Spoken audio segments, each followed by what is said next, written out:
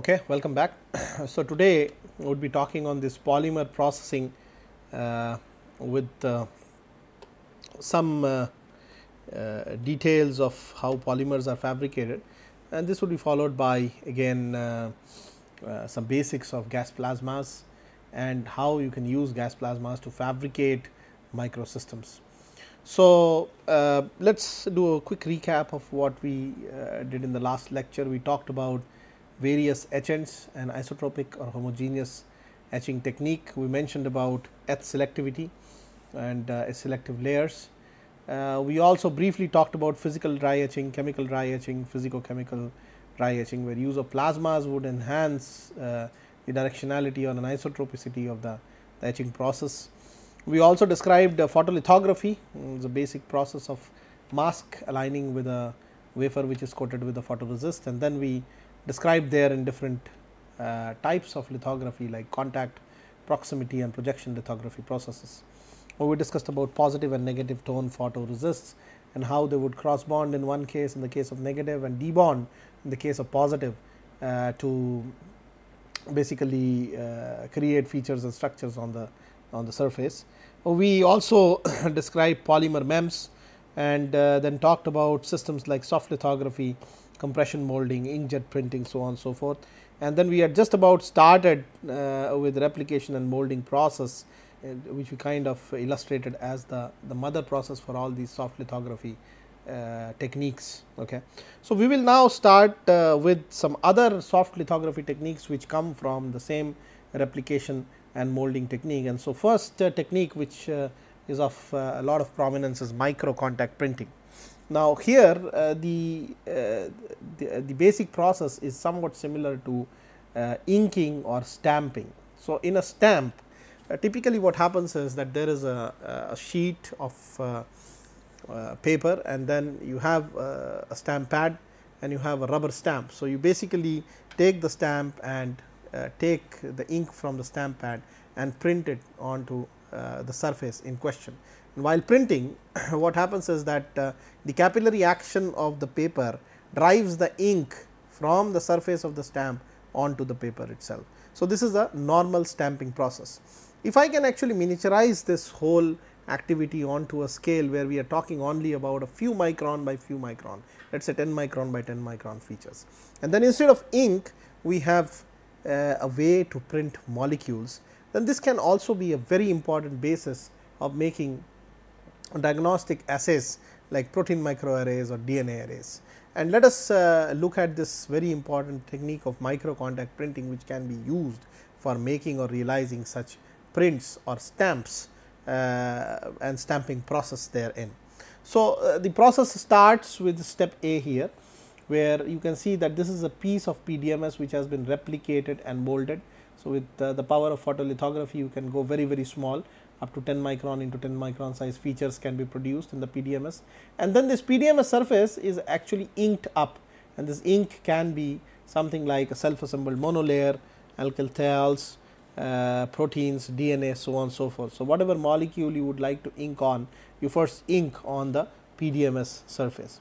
So, once this is inked up, the PDMS surface can be pressed and held against a layer which is actually the layer which is the receiver layer, like just like the just like the paper in case of stamping example. So, in this particular case, let us say you have a gold titanium layer which is the receiving layer. Okay. So, there is a transfer layer which is represented by these hatched lines, which is actually the layer of the molecules, and then there is a receiving layer at the bottom here, which is a gold titanium made layer at the bottom. So, the idea is that the stamp is made in contact with the receiver layer, and there is sufficient amount of time which is given for the reaction kinetics to happen, and the molecules transfer from the PDMS surface onto this gold surface by virtue of adsorption kinetics. So, if sufficient time can be allowed here, the rate kinetics driven absorption of the molecules would happen, and molecules get subsequently transferred from the PDMS stamp onto this thin layer or thin film. So, you can look at these, for example, alkyl thiols, self assembled monolayers being transferred from the stamp as small heaps or small places. The blow up view of this is here, and you can see that these are about close to 2.3 millimeters in height. It's an angle of 60 degrees, and it is a sort of self assembled monolayer. So, there is an assembly, a regular assembly of these structures illustrated here. So, therefore, this is a transfer technique of SAMs onto the gold layer. You could actually again selectively etch out on this layer, or even deposit on this layer selectively, so that you have various orientations, where in this particular case you may have etched off the gold films at the places where the SAMs are not sticking. Okay. So, the SAMs can be made as a etch protective layer here, and the remaining portion of the gold film can be exposed to an etchant. The etchant does not affect the gold layer underneath the SAM, and wherever the SAM is present, it gets protected. So, you have steps of gold or heaps of gold protected by the SAMs, and the remaining gold which was exposed earlier taken off. Simultaneously, you can also deposit layers on the top of this, and the idea is that the SAMs can be removed later on. So, therefore, whatever it is a sacrificial mask of SAMs on the top of this gold layer, and the remaining portion you deposit and remove the SAMs later on, so that you have only selective areas which are coated with the deposit. So, you can use them as various masking strategies and steps for masking at the nano scale. Typically, this process has been linearized process, but then many intelligent modifications have been made. For example, in this particular case, the throughput of a process can be increased by coating the SAMs in a circular cylinder rather than a straight surface, and then rotating the cylinder every time, so that it walks over this wafer containing the gold titanium film, and it keeps on creating a big array of these molecules, and the molecules can be fed every time it moves through or rotates through the gold titanium layer. Similarly, you can also have another a transfer of layer of molecule from this PDMS 1 here to the PDMS 2 surface by means of suitably rotating glass cylinders, which takes up the molecule from this PDMS layer and transfers it to this PDMS layer. So, you can use these intelligent techniques for high throughput patterning of various layers using this micro contact printing. So, typically it can be performed on both flat and curved surface, as has been illustrated in these examples B and C. So, that is another very high utility process called micro contact printing, which is used for it is one of the soft lithography techniques for printing of molecules at a very high resolution. The other process that I would be interested is basically another replication and molding technique, where you can actually make a hybrid bio device.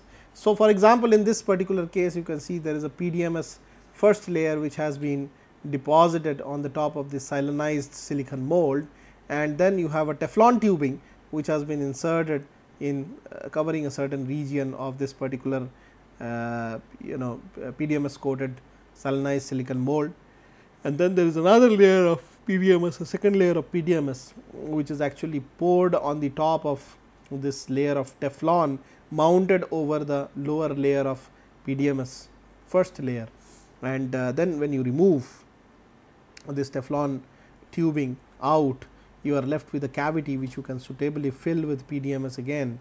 Okay, and so you can have a chamber illustrated in this manner.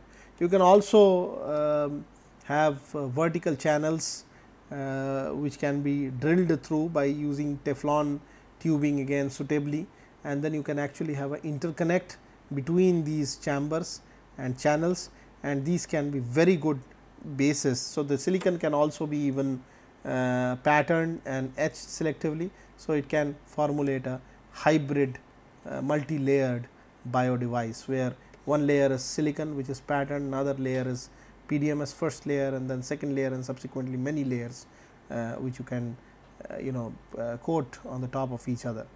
So, then you can connect the tubings, and this can be the source of a microfluidic device. So, again silicon hybrid PDMS glass silicon hybrid biochips are very commonplace these days. It is done by using again fundamentals of replication process in unison with some other steps, and just like hybrid machining, this is a hybrid processing which would work for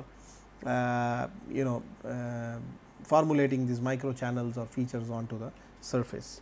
There is another very interesting example of what replication can do, and typically prior to this, as almost everybody knows, replication was on a 2.5D basis. So it is basically on a flat surface, and you had the luxury of printing in the XY plane, and all the patterns, all things would be in the XY plane. And nobody really thought of what would happen if the replication can be taken from a surface onto the bulk volume of the PDMS. Okay, so there is a illustration of this available in literature, where you can make microchannel arrays by etching off materials from the PDMS surface. So here, for example, is a PDMS slab, and basically what you are doing here is you are suitably sizing copper wires into different sizes and shapes, and these wires are knitted into the plastic, into a plastic box, which is thereby drilled. An array of holes are drilled in this plastic box, and the copper wires are kind of knitted as an array, a dense array, okay, as you can see in this illustration here.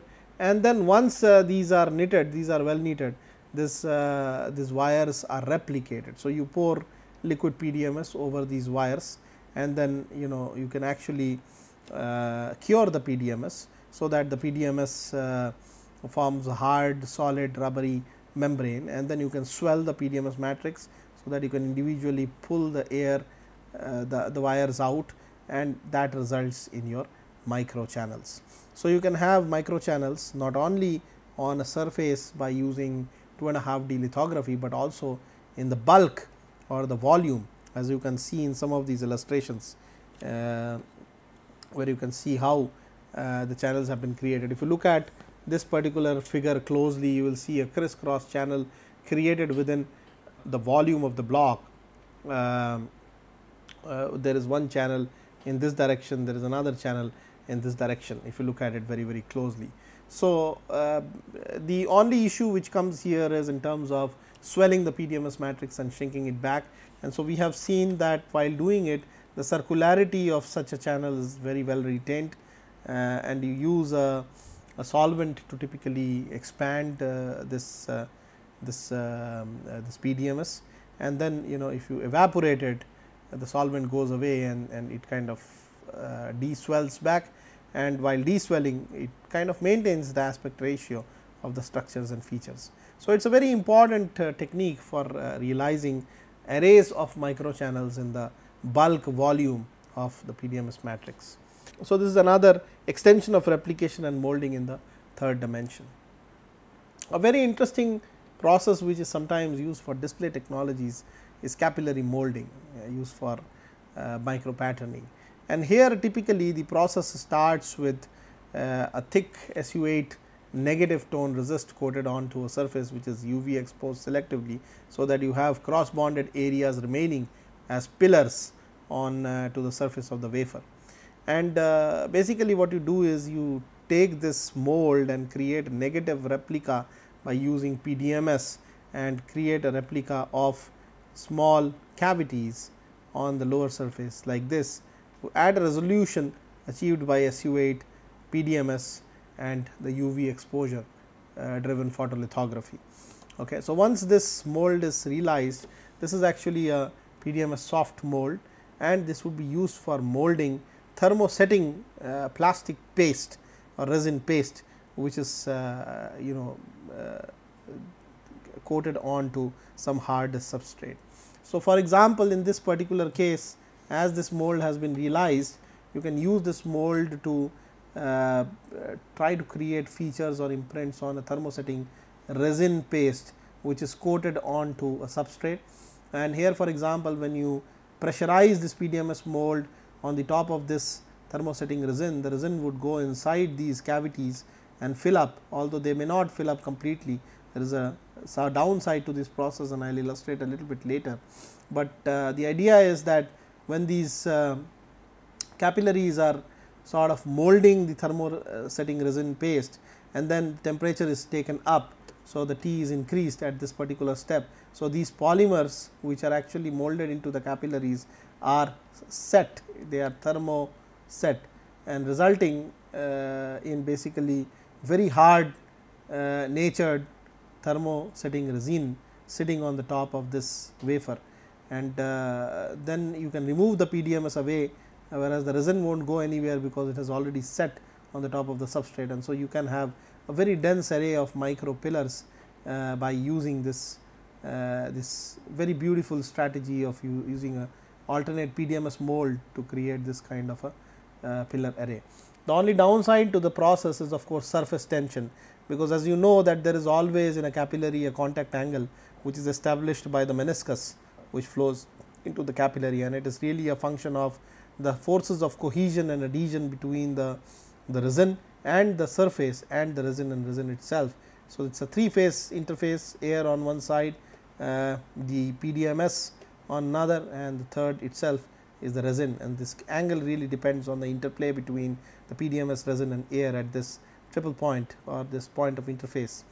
And so, if there is a contact angle which is formulated in this capillaries, you can safely estimate that the capillary will not be totally filled, and there would always be gap in the capillary end when this resin occupies a portion of the capillary, and this can be a reason of inaccuracy of these pillars when you talk many such pillars and arrays of pillars. And so, therefore, this allowance has to be taken into picture beforehand, so that you can have a proper accurate imprinting of these ribs of the thermosetting plastic material. So, this is capillary molding used for micro patterning of substances. So, this is one very interesting soft lithography example. The other very important and essential technique which people use nowadays most often is the dip pen lithography. So, the other process of good importance is this dip pen lithography, and this is also another process of writing molecules, and the way that this goes, and in fact, it was developed by Shad Merkin's group up at Northwestern, who used an STM pen, an AFM tip of an AFM to write the molecules. The way it goes is that you basically create an ideal condition of humidity and temperature and vary it in a manner so that you have a thin film or thin layer of water around this tip, this AFM tip, and this water may be just a few monolayers thick, so just a few atoms, it is just a small layer. And this layer is used for transporting molecules which you can deliver microfluidically onto the surface of this AFM tip, and it flows by virtue of electric field or some other and then once it goes into this small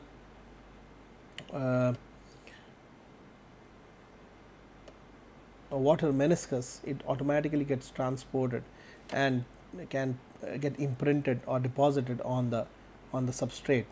Okay. So, the condition that is created here really is that the forces of cohesion between the water and the substrate is probably forces of adhesion between the water and the substrate is probably lesser in comparison to the adhesion between the water and the tip, and so therefore, this water meniscus can move along with the tip as a brush, thus coating or delivering the molecules onto the substrate from place to place. So, typically there is a company called Nano Inc. Incorporated which had actually made this process happen, and when it started it was actually a serial process, but then there have been initiatives where you can actually make this process parallel with multiple tips writing bunch of different molecules. So, you can actually use this to write self assembled monolayers, again DNA, proteins, etc. So, this example here actually illustrates a protein microarray where you can see it is a basically almost 5 micron by 5 micron surface that you are investigating, and each of these is a protein molecule. So, therefore, there are these different protein molecules placed by this powerful technique dip pen lithography, and you can create microarrays separated by a resolution of about almost 200 300 nanometers. And so that is the power of this process. So typically if you look at some of the characteristics of the line thickness, and by line thickness we mean the line of molecules that would be deposited onto the substrate by virtue of this transport. Okay, so the line thickness is actually directly proportional to the inverse of the tip speed, meaning thereby that if the speed is lower, if the tip speed goes down, line thickness would go up, for obvious reasons that there is more amount of dwell time of the tip at a certain particular place. Okay, so that is what is this fascinating process of dip pen lithography. It is again another soft lithography technique, because it can write soft molecules onto the surface using an STM pen. Let us now look into some of the other techniques apart from soft lithography that are available for the purpose of polymer MEMS. And so one technique which comes to the mind almost immediately is compression molding. So as mechanical engineers, some people would already be aware of what compression molding really means. Essentially it means that there is a mold which is hard and can withstand temperature and pressure, and then there is a thermoplastic polymer which is deposited on the top of a substrate, and basically apply heat and pressure onto this mold to imprint this mold onto this thermoplastic material. And the idea is that once this material is set at a certain temperature value, the mold can be withdrawn back, and that is how you can actually make the pattern transferred onto this substrate. So that is what compression molding is. Another very interesting process is injection molding, and this is illustrated in this figure here, where you can see the feed of the polymeric material happen through this lead screw, which pushes the polymer melt. So in this region there are heater bands which would melt the polymer, and the polymer bend is melt is pushed forward into this die cavity, and the die cavity has some release agents on both sides. So that the idea is that you can separate whatever is formulated here. So whenever the polymer bend goes into this area as a low temperature zone, it immediately solidifies and retains the shape of the die. So these days there is an increasing amount of use or application of these techniques for creating CD-ROMs, and features down to almost 0.1 microns deep and 0.6 microns in wide or width. I mean, features separated by this kind of a distance scale can easily be made by this process for developing CDRs. Okay. So some of these processes, like I already mentioned about this immunochip film Clara technologies, are actually made using compression molding process. So if you can actually take this down to the nanoscale, a very interesting process develops out of it, which is called nano imprint lithography, and it is a nanoscale extension of hot embossing or compression molding, as I illustrated in the slide before. So here, for example, is a very interesting example of nano imprint lithography. So what you do here is you take a PMMA or polymethyl methacrylate, and then use the e-beam lithography to drill these holes, which are all at a distance of about 10 nanometers, and they are having diameters of about 10 nanometers also. So with the power of the electron beam, you can actually do this lithography and drill it, make a through hole in it using this this e-beam lithography. So this can be used as a shadow mask typically for depositing material. So let us say if you use this PMMA as a shadow mask, you can deposit 10 nanometer metal dots separated by about 10 to 20 nanometer distance, as you can see in this particular illustration here, and this metal dot coated substrate can further be used as the mold, the hard mold to pattern polymers. So you can actually make a patterning of these 10 nanometer diameter pillars with these dots shadow graphed or shadow deposited on the top of this silicon using this PMMA. So the power of electron beam is translated in terms of resolution of these dots, is further translated in terms of the formulation of this these nano pillars at a scale which is very, very small and minuscule. So typically this nano imprint lithography is such an important technique now that it has been added to the ITRS roadmap, particularly for end of the road devices, and these days there is an increasing use of nano imprint lithography in microelectronics for depositing gate dielectrics, or even sometimes metal insulators, so metal gates, so on and so forth. Okay, so that is a very important process, then nano imprint lithography.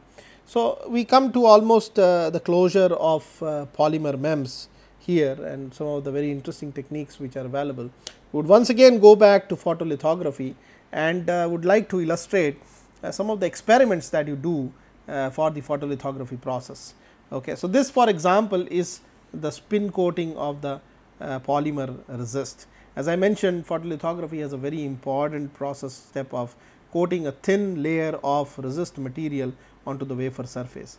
This for example is actually the wafer surface, when you are applying the resist on the top, and this is a spin coater. So, it would spin at a certain controlled RPM, and you can spin thicknesses defined by spin speeds onto the top of this wafer. Once it is spin coated, you can heat and soft bake the resist, so that whatever liquid is available here for carrying the resin material is all evaporated and the resin is all set. And the next process of course is this photolithography, where you align and expose this wafer with respect to a mask, and you can actually imprint the pattern onto the resist through the mask using this alignment and exposure tool.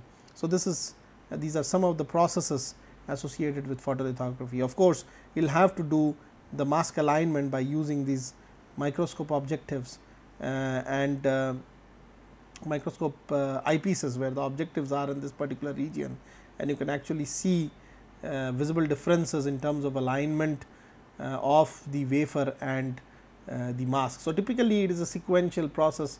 You can have multi-level masking technologies, where more than one level of mask is needed to fabricate MEMS structures, and therefore, alignment between the two different levels also sometimes becomes very critical, and for that some very well engineered and designed alignment marks are given on the CAD file, so that it can be replicated onto the hard mask, so that between step 1 and step 2 there is always a well aligned domain, and there is no chance of a dimensional inconsistency between the various layers of lithography. So, these are the 3 steps of photolithography.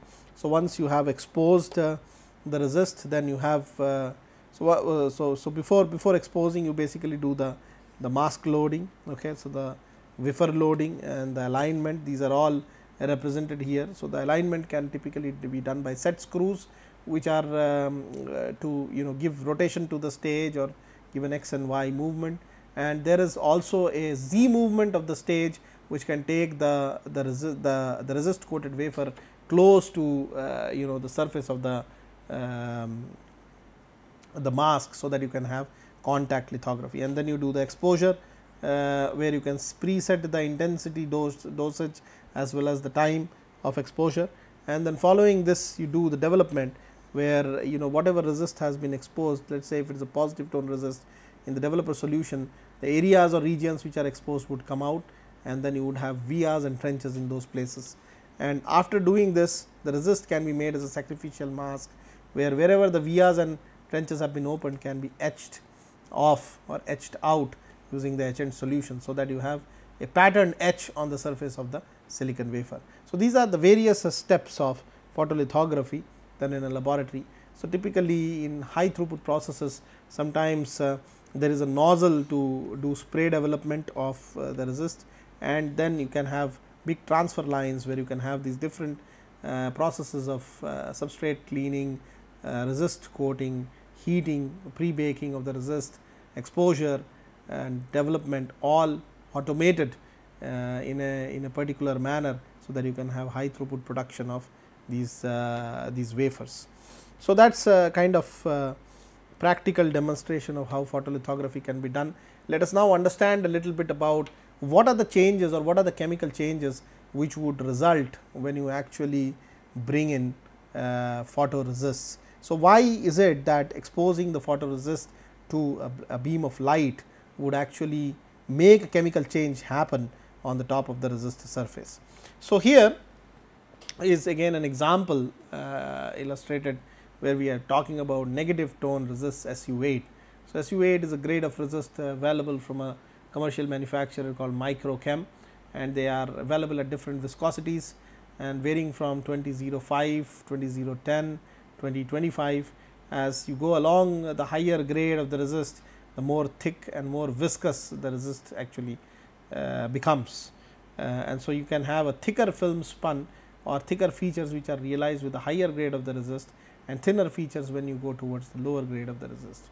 So, what is the constituent of SU8? So, basically SU8 primarily is an epoxy with a structure like this, okay, and this is a COC bond which typically looks like the epoxy group, and you can see here that this is actually the SU8 molecule with these epoxy rings at both ends. Okay. So, there are various rings at both flanks of the molecule, and somehow we will have to do some chemical modification of this ring so that they can cross bond, and that cross bonding should only be on exposure to light. So, what all are the other constituents? So, you have an epoxy resin, already defined molecule, and then you have a solvent to carry the resin around, so that if when you do spin coating or a process like spin coating, there is a solvent which carries the epoxy all through the surface. So, you have to dissolve it to change the thickness into a a thinner level, and that solvent needs to be as a carrier fluid incorporated there. And then there is a photoacid generator. So, you have a mixture of the epoxy resin, a solvent, in this case it is cyclopentanone, and a photoacid generator. And what this photoacid generator does is basically it produces it is a weak acid, it is a Lewis acid, it will produce a H plus ion or a hydrogen ion or a proton on exposure to light. The moment this H plus is created, there is a chain of reaction which happens into the zone where this H plus is released, and what happens is that the epoxy group on the photoresist actually opens up in this manner. So, you have the H bonded to O and giving a plus charge on the O, and then you have again a similar kind of bondage from another R1OH which is already present, and so you can actually club both these R1O plus H and R1O plus H in this particular manner, and once this is done, the hydrogen kind of gets off, okay, and you are left with this moiety here, and hydrogen plus is generated back. So, it acts as a catalyst and it joins the photoacid generator group. So, you have a opening of the epoxy ring which causes more than two molecules to kind of play with each other and develop bondage, and it goes out, the hydrogen ion goes out and joins the photoacid group here. So, you have a cross linked network of polymers in this manner wherever there is this H plus ion or hydrogen ion or proton which is generated, which means that wherever there is a exposure to light, thus generating the H plus out of the photoacid, you would have a cross linking which would cross link the matrix of the polymer and make it solid. So, that is how with UV light or UV exposure the cross linking of SU8 negative tone photoresist works. Okay. So, protonation and opening of the epoxy ring and cross linking, these are the three steps which polymerizes the resist in those areas where it gets exposed to the light. So, now let us talk about some tricky processing issues, like what would happen when the resist is either overexposed or underexposed, or as a matter of fact underdeveloped or overdeveloped. So, as you know that there is a release of a H plus or a proton hydrogen ion which causes the epoxy ring to open so that you can have cross bonding. It is very natural to assume that this H plus and the way it reaches is a diffusion limited process, and therefore, if the right amount of exposure time, the right amount of H plus is not released, then it probably is not sufficient to make the resist cross bond in the manner that we want it to. And therefore, if you underexpose the resist, let us say for example, this is a very nice illustration of what happens if you change the time of exposure. Okay. So, this 30 seconds is about 50 seconds, 100 seconds and then 150 seconds, and then 200 seconds. So, you are seeing here that the edges of the resist are very rough when you talk about, let us say, a smaller exposure time. And in this particular illustration here, the resist is having a very perfect edge because of the right time of exposure, okay, of this particular resist. So, therefore, you have to do studies like these to find out what would give you a good feature or good consistent consistently developed feature on micro feature on the top of the surface in question. And so, time of exposure is a very critical thing to be balanced when you talk about resist. Here, for example, is a case where it has been overexposed, and as you are seeing, there is a, first of all, there is a change in the dimension of the resist, and number 2 is that the edges are not very smooth because now excess hydrogen ions have been produced, and those create cross bonding away from the actual size or window of the mask that was available. So, you have bigger feature sizes and more rough sizes because of this time of exposure. So, you will have to balance out the time of exposure every time, which is very critical for the purpose of development of the resist. So, we referred to bulk micro machining. You can combine 2 or more steps together to produce hybrid machining process where you can do the etching. For example, in this illustration, as one can see, you are doing photolithography with resist, and then with that resist you patterning the resist, and then with patterning, so you have a deposited film and you want to etch it selectively. So, you have a photoresist, you have exposure, you have patterning. So, the resist is patterned here on the surface, thus exposing these regions of the deposited film, and then you can actually etch selectively because the photoresist may not be able to etch, it is a sacrificial mask on the top. So, you etch selectively, thus etching these portions of the where the resist was no longer there or it did not protect, and so you can have these blocks of the deposited film on the top of the surface as you remove this resist out using some other methodology. So, you can use a variety of these processes together to formulate micro features and micro patterns. One more example is what you do with deposition and lift off.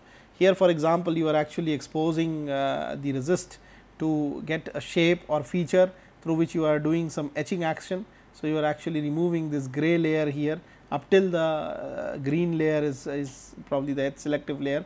So, it stops, the etching stops here, and then on this you are having another masking strategy, and using this masking strategy you are basically trying to now deposit gold and titanium, and then trying to remove the resists in these portions. So, that wherever the vias were open on the resist due to the second lithography step, there would be a remnant film staying back, because titanium is a very good agent which cross bonds silicon oxide or dioxide to gold. Okay. So, basically it is sort of adhesion layer or adhesion promotion layer. So, wherever there is a bare SiO2 which was exposed, which was actually in this crevice here or in this crevice here, the gold stayed and it basically developed a bondage. The remaining film, even if it went off because of development, did not allow this portion of the film which was in that open area, that crevice area, to go away. So, that is how you actually realize microelectronic prints or circuits, by using deposition and lift off. So, you are lifting off the resist in the undesired area and you are depositing in the desired area, and that is why the process is deposition and lift off. So, these are some fundamental processes related to MEMS which are used in a combination of variety of combination with variety of other processes for realizing complex MEMS systems. It can be 7 layer, 8 layer, 9 layer, different masks at each step, but then the idea is that you should be able to realize a micro feature with the accuracy that it is intended to, using a combination of some of these processes. Let us now look at a little different aspect of MEMS fabrication. So, once you are able to produce the microstructures and features in different layers, the question of bonding between the layers comes into picture. For example, if we are developing a biochip and the silicon base has carved in channels and chambers. We in the next step want to cover that with a glass plate. So, there is a issue of bonding which is involved between the different wafer level architectures, and bonding plays a critical role in proper functioning of the MEMS system. And although it comes as a part of packaging of the MEMS system, and so, but then still the bonding is very important, because if suppose the bonding is not working properly, then there may be leakages in microfluidic systems or dysfunctionality in terms of change in the inertness of the atmosphere, which would have otherwise been needed for proper functioning of the device, and therefore, bonding studies need to be done in great details. So, let us look at some of the basic bonding principles, wafer level bonding schemes which are available. So, the first scheme which comes into mind is field assisted bonding, which is basically a bonding strategy driven by an electric field. And here what happens is that if you have silicon oxide or on the surface of the silicon wafer on one hand, and on another hand you have, let us say, glass like soda lime glass, there is always a tendency of the sodium ions on the glass or the oxygen ions O minus 2 ions on the top of this Si surface to migrate towards each other. So, if I were to give a very high field in such a situation, with the glass slide or glass side being made the cathode and the silicon side being made the anode, there is going to be a depletion layer which automatically comes up. Okay. So, the O minus which is there on the surface of the silicon would try to go towards the anode side, and the Na plus which is already there in the glass would try to go towards the cathode side, and this zone, this gray zone here, is the depletion layer which is created.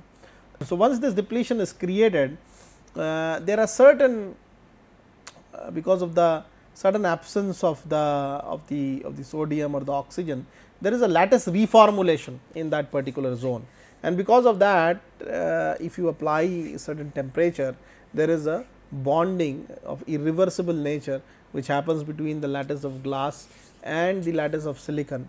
Although glass is a amorphous solid, it is a long range order solid, but the surface molecules of glass and the lattice of silicon, because there is no field as such present, it is a depletion region and there is no ionic interaction which is happening. So, this results in a permanent irreversible bond between the two, and that is what is known by field assisted bonding or anodic bonding.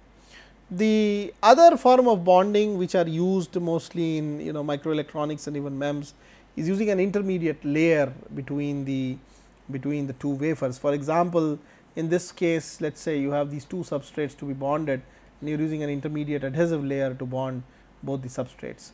But mind you, if there is a MEMS architecture which is available over one of these substrates, unless it is well protected, this kind of a bonding between the microstructure cannot take place, because adhesive is a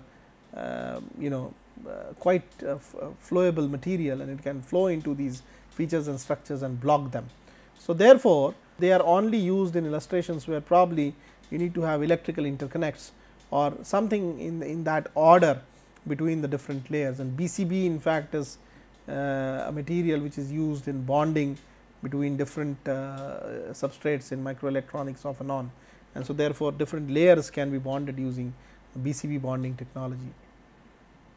Apart from these two processes, the third MEMS bonding process which is of direct relevance to some of the polymer MEMS is direct bonding, wherein either let us say in case of glass and silicon, you can bond them to each other by thermal means, by putting some pressure on the top of it and heating it to a temperature where lattice atoms kind of start vibrating and then they start diffusing into each other, so that you can formulate the bonds.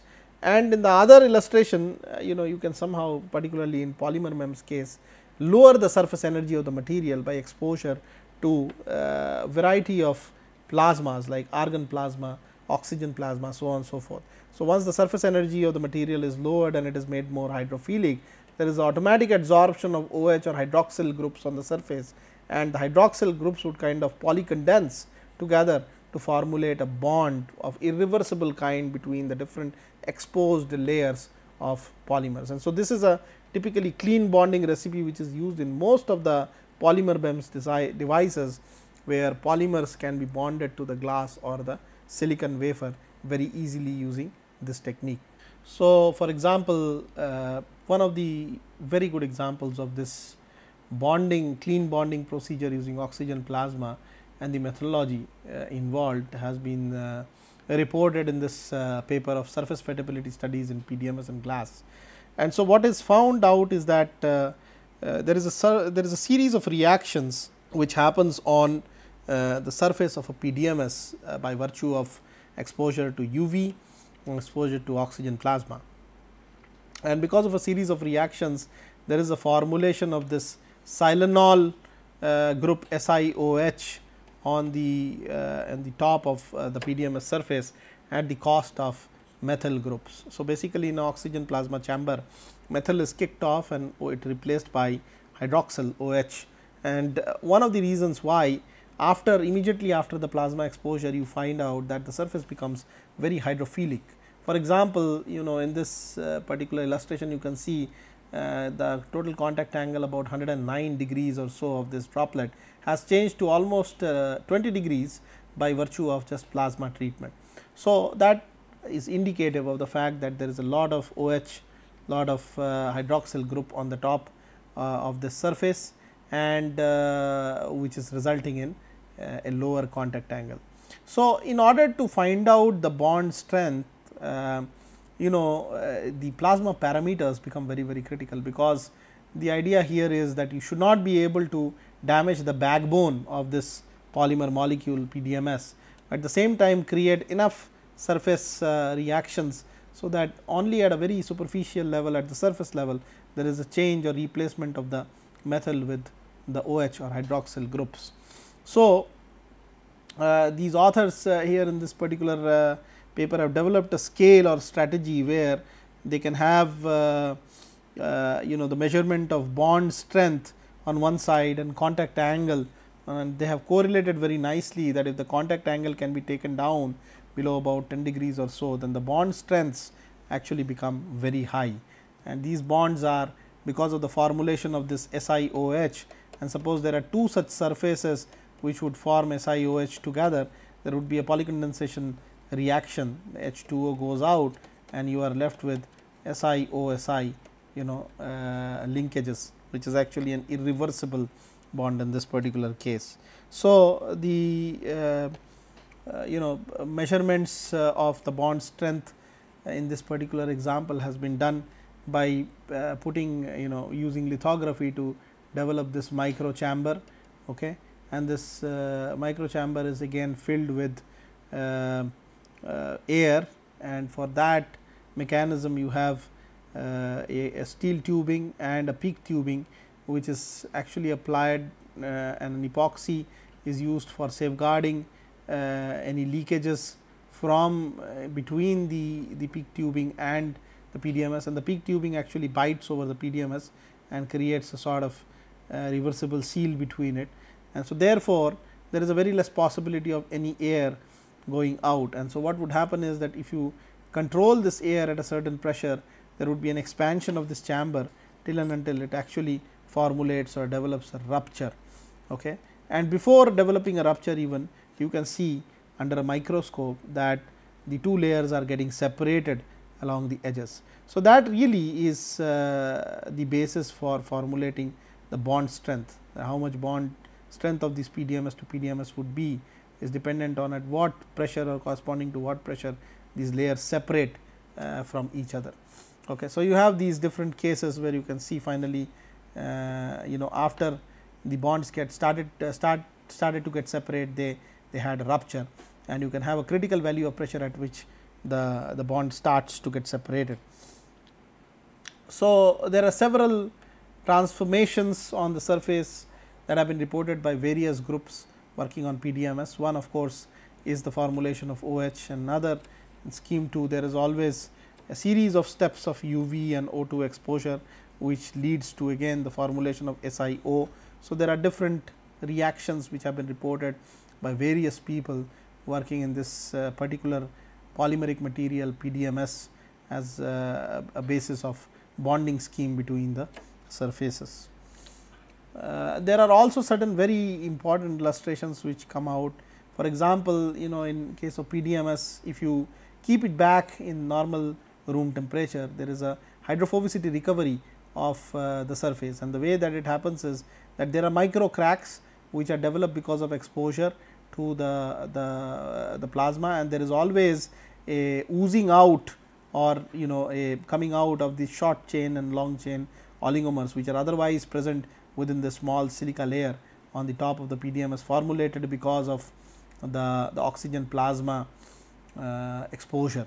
And so, this oozes out and comes back to the surface, thus changing the hydrophobicity of the surface almost immediately. So, the bonding between the surfaces is an immediate process. So, whenever you have both the OH groups just formulated on the surface on the silica layer immediately after the oxygen plasma exposure, that is about the right time of bonding between the surfaces, because if you delay or if you wait, there is always a tendency of the hydrophobicity to recover back and a lot of methyl groups to come and crowd the surface, and that is actually going to ruin the bond strength. So, that is how polymeric bonding in MEMS can be realized, and so that brings us to the end of today's lecture. Thank you.